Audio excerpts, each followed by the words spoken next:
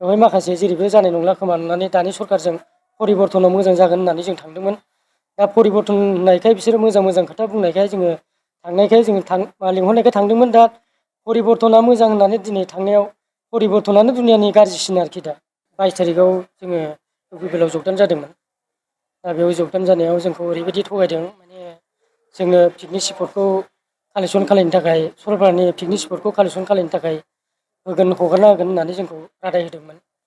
आरो माखासे जोंनो अरुनदय आरो बेबायदिनो IBS बेबायदिनो खालामना होगोन होनदोंमोन। दा बेवहाय जोंनो मोनसेबो खामानिखौ मावना होआखै। आरो प्राइमारिजोंबो जगाजग खालामना होनो नागिरदोंमोन, बेजोंबो जगाजग खालामना होआखै। आरो जोंखौ जेरावबो मिथिं दावथिङावबो खबर होआ।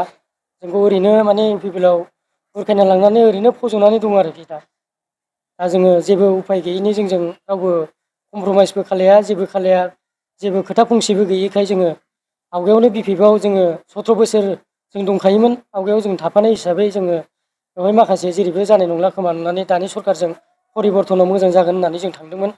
दा परिबर्तन होननायखाय बिसोरो मोजां खोथा बुंनायखाय जोङो थांनायखाय जोङो लिंहरनायखाय थांदोंमोन। दा परिबर्तना मोजां होननानै दिनै थांनायाव परिबर्तनानो दुनियानि गाज्रिसिन आरोखि। दा जों परिबर्तनखौ मानो होननानै जोङो गोदो इउपिपिएल माबायावनो बिपिएफआवनो खामानिखा, बेहायनो मावबोखानाय।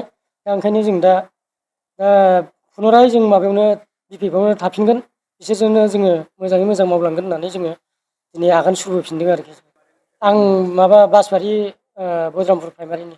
जोङो बेवहाय दा फैनायाथ' जोङो बासबारि बज्रामनिफ्राय साथामसोल' दङ। ओमफ्राय दा माखासे गामियाव दं आरोखि। जों बेखौ उनाव प्राइमारिजों जों माबा खालायसिगोन आरो रायज्लायसिगोन, जगदान जासिगोन। जोङो जगदान जानाय समाव गासै 150 जनमोन, 150 जना 120 जन जानाय जादों। दा गासैबो फैफिनजोबगोन। आरो गावसिनिफ्रायनो माखासे इउपिपिएलनिफ्रायनो फुरानाखा, बिसोरबो माने जोंजों प्लास जाबोखागोन आरो।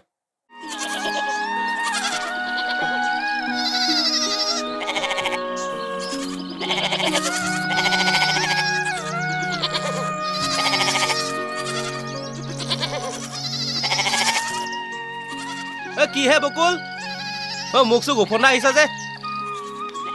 তোৰ কামটো মানে আজিও নহ'ল ন?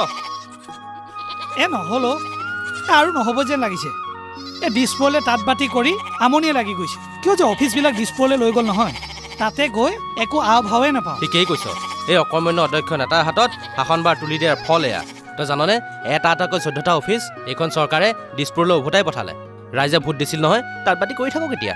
তাকেহে BTCয়ে এই বিভাগকেইটাৰ ওপৰত নিজৰ কৰ্তৃত্ব হেৰুৱালে। অকৰ্মণ্য নেতাক আঁতৰ কৰক, নাঙলৰ ছবিত ভোট দিয়ক। 14টা বিভাগ পুনৰ উভতাই অনা হাগ্ৰামাৰ প্ৰতিশ্ৰুতি। বিপিএফৰ মূল মন্ত্ৰ, সম উন্নয়ন, সম অধিকাৰ।